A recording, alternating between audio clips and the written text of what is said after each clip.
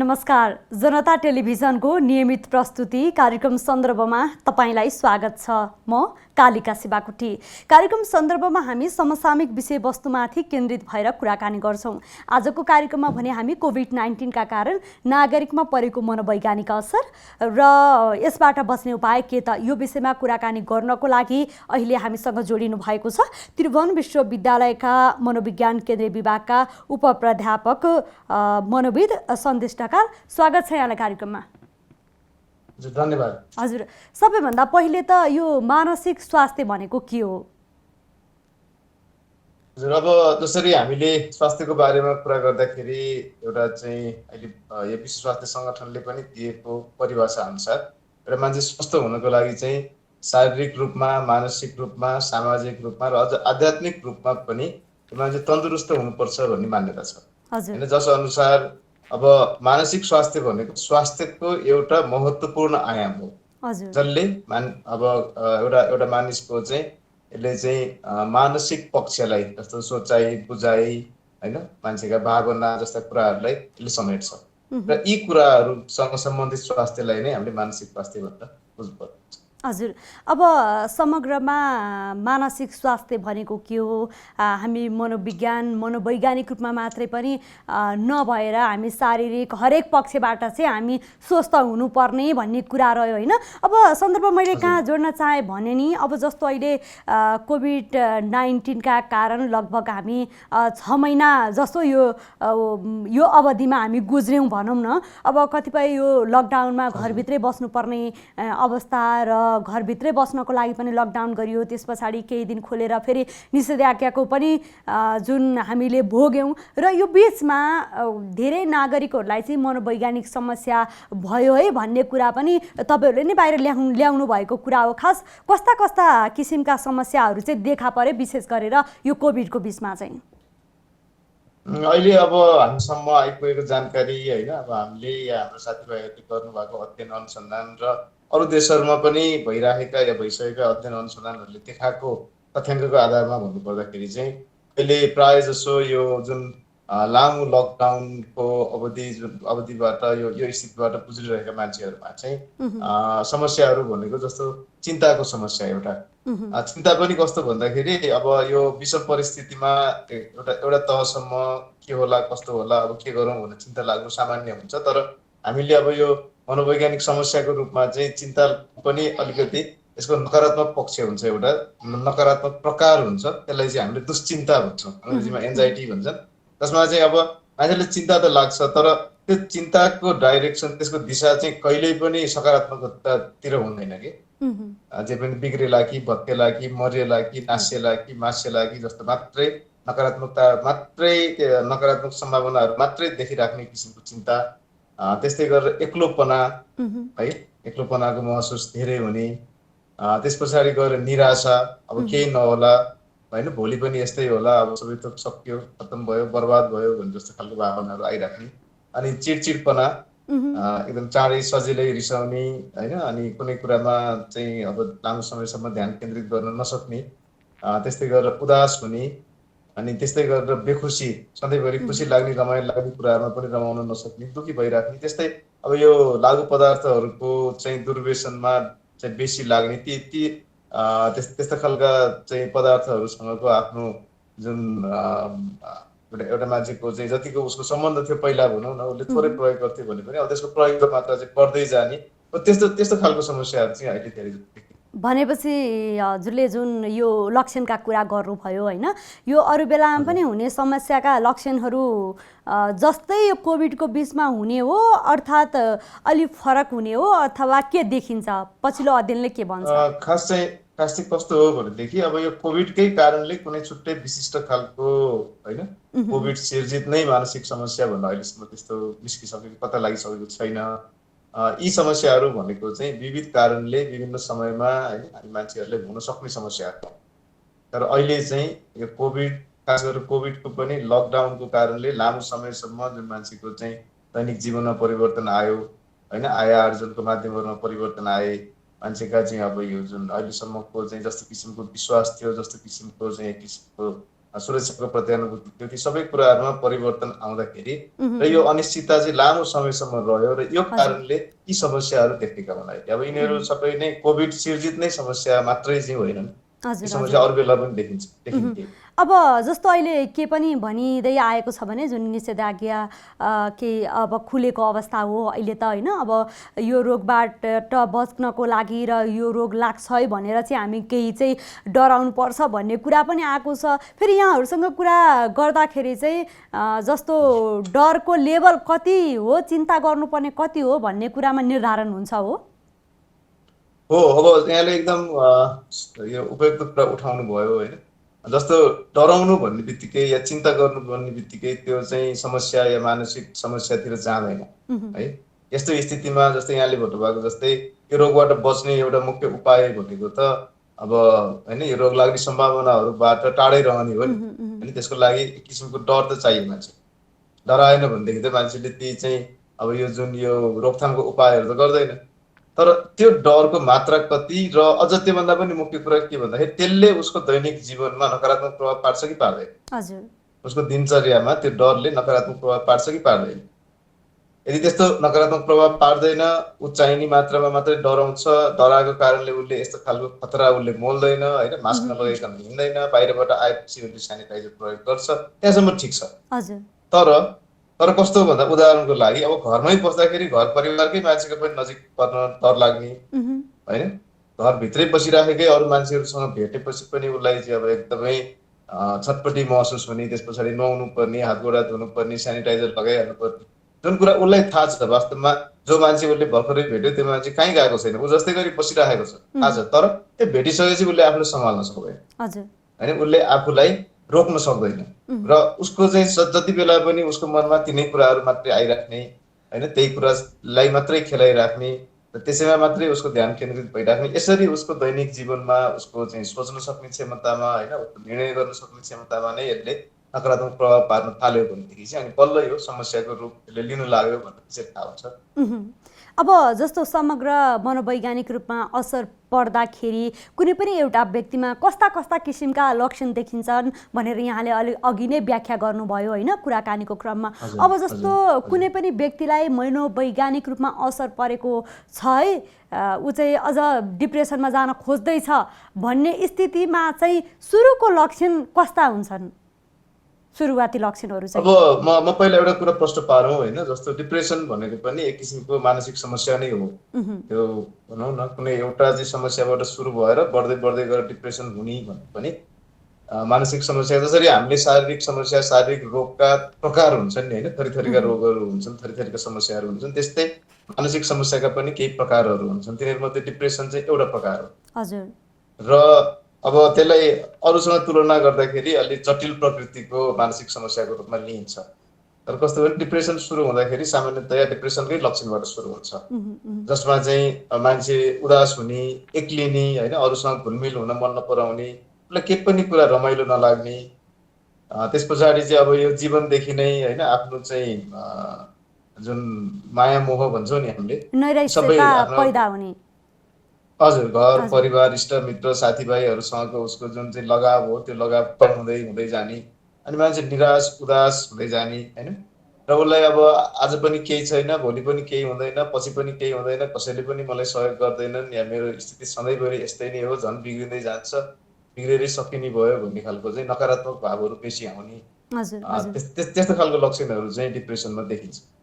अब यो सबै मानसिक समस्याबाट डिप्रेसनमा चाहिँ पुग्दैन मान्छे भनेको छुट्टै समस्या हो। हजुर, भनेको मानसिक जुन स्वास्थ्यमा अलिक गम्भीर असर पर्ने स्थिति भनेको चाहिँ डिप्रेसन हो, त्यसरी बुझ्न सक्यो? एउटा गम्भीर प्रकार चाहिँ डिप्रेसन पनि हो, अरू पनि छन् गम्भीर समस्याहरू होइन, मध्येको एउटा चाहिँ डिप्रेसन पनि हो। हजुर, अब यो कोभिडको बेलामा कस्तो रह्यो भनेदेखि एक त घरभित्रै बस्ने, हामी जस्तो आफन्त साथीभाइसँग पनि घुलमिल नहुने, त्यसको कारणले देखा पर्ने मनोवैज्ञानिक समस्या त रह्यो नै। त्यस पछाडि कस्तो हुन्छ भने कोभिड पछाडि पछिल्लो समयमा चाहिँ धेरै व्यक्तिले रोजगारी गुमाएको अवस्था पनि हो र यो पनि समस्या देखिन्छ कि अब यस्तो बेलामा चाहिँ कसरी समाधान गर्ने त आफ्नो मनलाई, यति बेला मनस्थितिलाई कसरी चाहिँ आफूलाई त्यो स्टेजसम्म नपुर्याउने होइन अब फ्री रहने कसरी गर्न सकिन्छ त यो बेलामा चाहिँ के भन्नुहुन्छ यहाँहरूको सल्लाह सुझाव चाहिँ? हो अब यस्तो बेलामा अब यो हामीले दुई चारवटा कुरा छन् होइन। एउटा कुरा चाहिँ के भन्दाखेरि यो अहिलेको परिस्थिति भनेको कसैको पनि नियन्त्रणमा देखिएन होइन। विश्वका एकदमै सम्पन्न शक्तिशाली धेरै सुविधायुक्त भनिएका देशहरूमा पनि जहाँनिर स्वास्थ्यको लागि धेरै थरीका सुविधाहरू उपलब्ध थिए उनीहरूले पनि अब यसलाई बेलैमा चिन्न यसलाई बेलैमा निराकरण गर्न यसलाई नियन्त्रण गर्न नसकिरहेको अवस्था छ। वास्तवमा त हामीले यदि तुलनात्मक रूपमा हेर्ने हो भने विकसित देशहरूको तुलनामा अझै पनि हाम्रोमा त्यति धेरै असर देखिसकेको छैन होला। भनेको यो एउटा सत्य हो तथ्य, तर अब यो कटु सत्य भन्छन् नि होइन, यो नमिठो सत्य हो। अब यसलाई हामीले स्वीकार्नुको हामीसँग विकल्प छैन। यति बेला जे जस्तो खालको परिस्थितिहरू सृजना भइरहेको छन् या हुनेवाला छन् हामीले त्यो परिस्थितिलाई स्वीकार्नको लागि आफूलाई तयार गराउनु पर्छ। हुन त हामी मान्छेहरू निश्चितता चाहन्छौँ होइन। हामी चाहिँ सकेसम्म सब अब भनौँ न भविष्यको लागि सोच्ने विचार गर्ने कमाउने जोगाउने योजना बनाउने त्यस्तो खालको परिपाटी छ हाम्रो। तर अहिले एकाएक यो सोच्दै नसोचेको कल्पनै नगरेको होइन कसैले पनि कहीँ कतैबाट पनि अनुमान नगरेको खालको स्थिति आयो। यसले चाहिँ त्यो हाम्रो एक किसिमको एउटा ट्र्याकमा चलिरहेको जुन जीवन हो नि त्यो जीवनलाई चाहिँ त्यसलाई चाहिँ अब यसले एक किसिमले त्यसमा हलचल ल्याइदियो कि। अब यो हलचललाई हामीले स्वीकार्न सक्यौँ कुनै पनि हिसाबले। जस्तै यहाँले भन्नुभयो जस्तो अब जागिर गुम्यो आम्दानीको स्रोत गयो होइन, व्यापार व्यवसाय बन्द भयो आम्दानीको स्रोत गुम्यो। अब त्यसलाई तुरुन्तै परिपूर्ति गरिहाल्न सक्ने खालको समाधान त गाह्रो छ। तर पनि त्यो बदलेको परिस्थितिलाई कसरी हामीले सकेसम्म सहज तरिकाले यो बदलेको परिस्थितिमा चाहिँ आफूलाई ढाल्न सक्छौँ हामीले त्यो किसिमको तयारी गर्नुपर्ने हुन्छ। हजुर हजुर। अब कस्तो जीवनशैली अनि खानपिनले पनि मानसिक स्वास्थ्यमा असर पर्छ होइन के छ यसमा चाहिँ? हजुर हो। अब यो अहिलेको स्थितिमा हामी मानसिक रूपमा स्वस्थ रहनको लागि चाहिँ अब हामीले अब भनौँ न यो 4 महिना 5 महिना 6 महिना भइसकेको स्थितिमा हामीले गर्नुपर्ने कुरा भनेको एउटा चाहिँ एक किसिमको दैनिकी बनाउने होइन, कति बेला उठ्ने कति बेला सुत्ने। हामी जसरी पहिला एउटा चाहिँ यो सामान्य स्थिति हुँदाखेरि जसरी हाम्रो दिनचर्या एउटा चाहिँ नियमित हिसाबले चल्थ्यो नि अब अहिलेको स्थितिमा पनि हामीले सकेसम्म नियमितता अपनाउने कोसिस गर्नुपर्छ। उठ्ने समय त्यस पछाडि केही समय अब कस्तो भने मानसिक रूपमा स्वस्थ हुनको लागि शारीरिक स्वास्थ्य पनि उत्तिकै आवश्यक हुन्छ। त्यसले गर्दाखेरि अब दिनभरि कहीँ जानु छैन केही गर्नु छैन भनेपछि अब जस्तो बिहानको समयमा कम्तीमा 10-15 मिनट 20 मिनट या आधा घन्टा 1 घन्टा हामीले कुनै किसिमको चाहिँ शारीरिक अभ्यासहरू जुन अब बाहिर ननिस्किकन गर्न सकिने शारीरिक अभ्यासहरू जसले शरीरमा रक्त सञ्चार रक्त प्रवाह चाहिँ राम्रोसँग हुन्छ होइन। पहिला सिकिराखेको अब जस्तै योगकै कुरा छ, योगासनहरू जान्नु भएको छ त्यसलाई अब अहिले प्र्याक्टिस गर्न सकिन्छ। होइन भनेदेखि अरू कुनै पनि किसिमका होइन कुद्ने उफ्रिने जस्तो खालका चाहिँ कसरतहरू गरेर हामीले शरीरमा रक्त सञ्चार रक्त प्रवाहलाई केही समयको लागि बढाउन सक्छौँ। त्यस्तै गरेर खानपिनमा पनि हामीले एकदमै ध्यान दिनु जरुरी छ होइन। अहिले चाहेर पनि हामीले शारीरिक परिश्रम हुने खालको कामहरू धेरै गर्न सक्दैनौँ। त्यसले गर्दा हामीले खाएको खानेकुराहरू शरीरमा थुप्रिएर त्यसले पछि फेरि अर्को किसिमको चाहिँ समस्या उब्जाउन सक्छ। त्यसैले हामीले नियमित खानेकुरा र अनि हामीले गर्ने शारीरिक श्रम यो दुईटाको अनुपातलाई मिलाउने कोसिस पनि गर्नुपर्छ। र सँगसँगै अर्को एउटा अब अहिले देखिएको एउटा प्रत्यक्ष देखिएको एउटा चाहिँ अब यहाँनिर मैले सुझावको रूपमा दिनुपर्ने कुरा के छ भने हामीले यो समाचारहरू हेर्ने र समाचारमा ध्यान दिने जुन परिपाटी छ यसमा पनि अलिकति परिवर्तन ल्याउनु जरुरी छ। जहाँ जति बेला जसले जे भन्यो होइन जे आयो सुनिहाल्ने पत्याइहाल्ने त्यसको पछि लागिहाल्ने भन्दा पनि हामीले समाचार कति बेला हेर्ने भन्दा पनि एउटा अब लगभग एउटा समय चाहिँ तोक्नु पर्ने हो कि जस्तो देखिरहेको छु कि मैले चाहिँ। किनभने अब अहिले विभिन्न स्रोतहरूबाट सूचनाहरू आउँछन्, सबै आधिकारिक पनि हुँदैनन् र त्यो आधिकारिकता जाँचेर पनि सकिँदैन। अनि अब अहिले त अब यो अनलाइनको चाहिँ जुन परिपाटी आइसकेपछि जसले पनि इन्फर्मेसन राखिदिन सक्छ, जसले राखेको इन्फर्मेसन पनि भेटिन्छ होइन। त्यसलाई त्यो छान्ने त्यसको चाहिँ भेरिफाई गर्ने समय आउनुभन्दा अगाडि नै त्यो भाइरल हुन्छ नि, कहाँ कहाँ पुगिसकेको हुन्छ।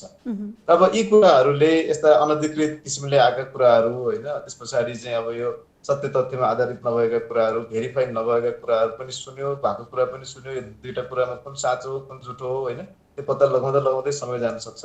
मैले भन्न खोजेको चाहिँ अब के भइरहेछ कसरी चलिरहेछ संसारमा कस्तो स्थिति आइरहेको छ त्यो विषयमा हामी जानकार हुनुपर्छ। तर हामीले सिँगै दिन नै त्यसैको लागि चाहिँ खेर फाल्नु हुँदैन। भनेको नकारात्मक कुरातिर त्यति ध्यान दिनु भएन, सकारात्मक कुरामा बढी जोड दिनु पर्यो होइन, यसरी बुझ्न सकियो। हजुर।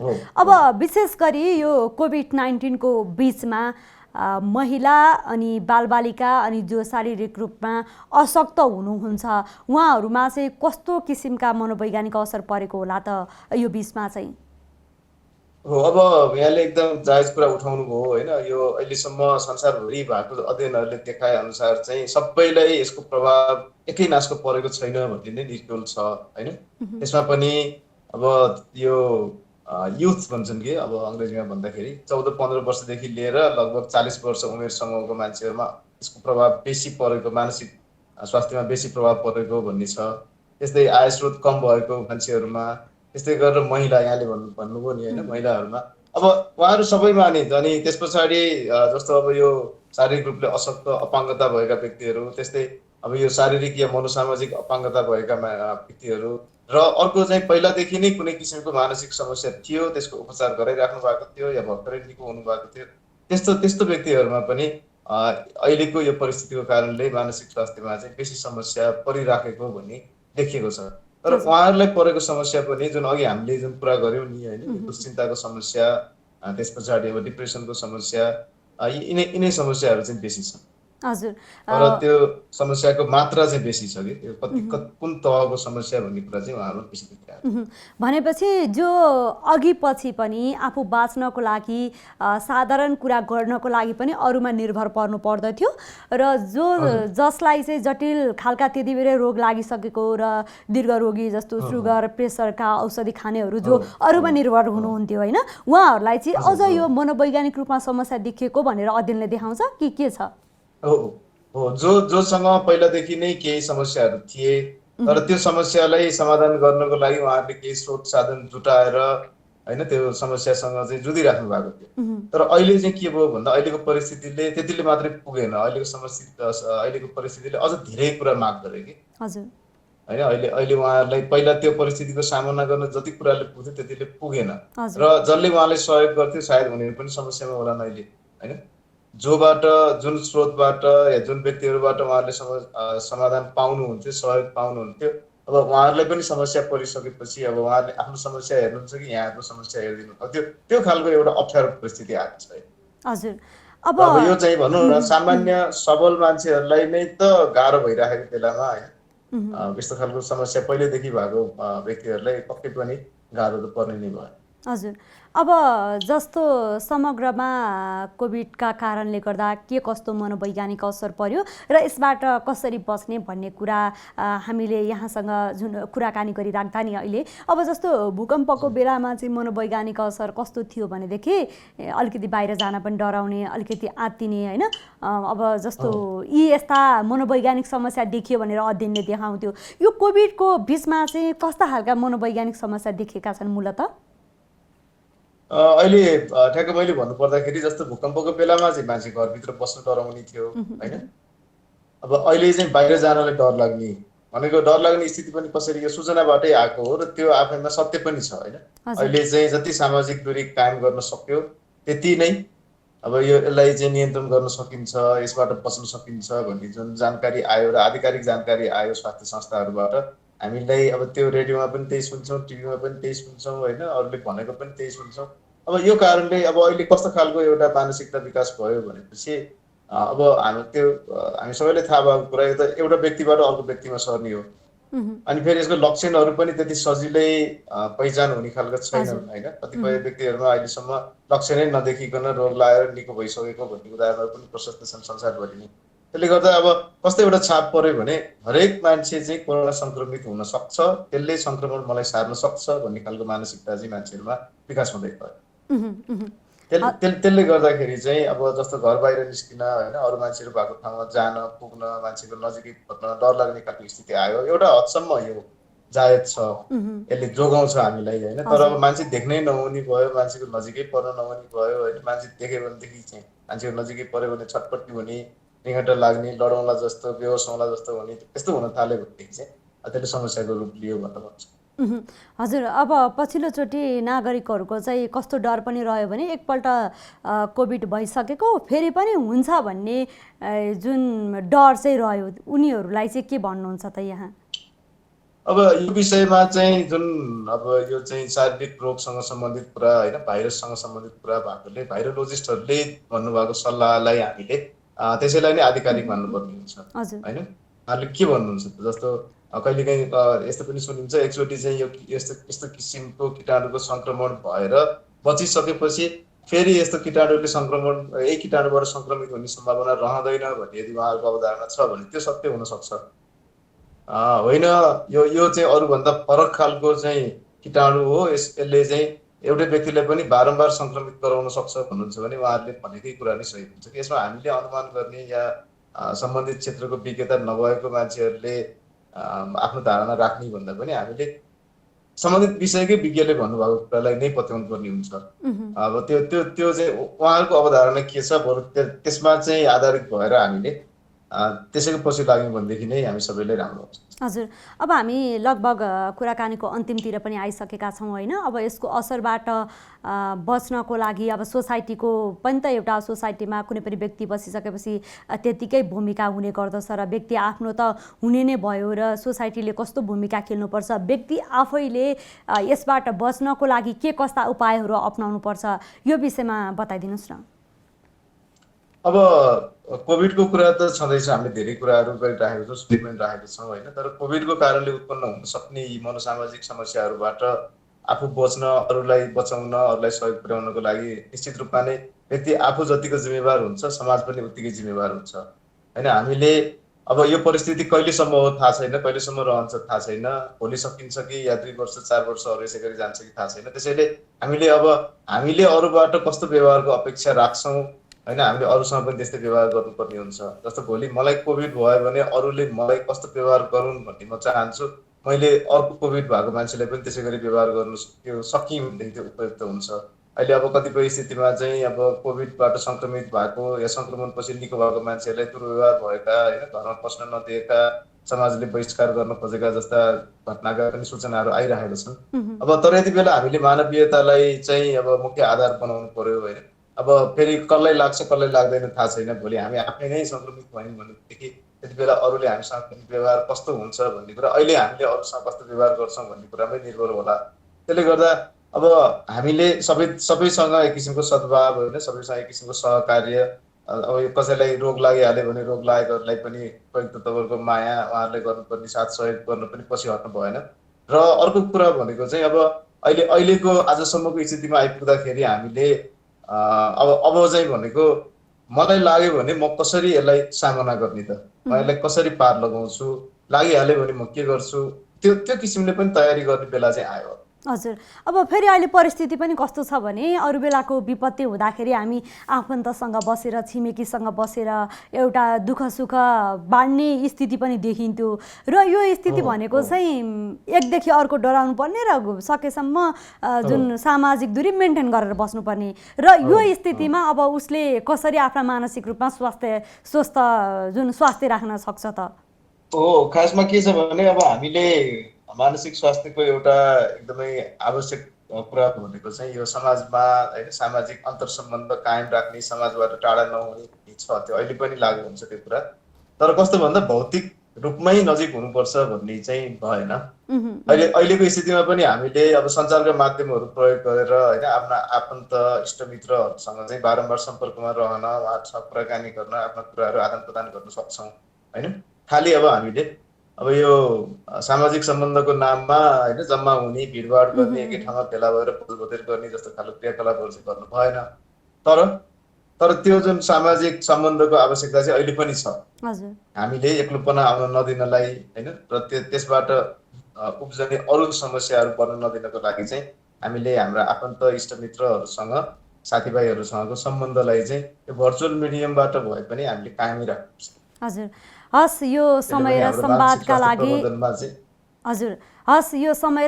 लागि यहाँलाई धेरै धेरै धन्यवाद।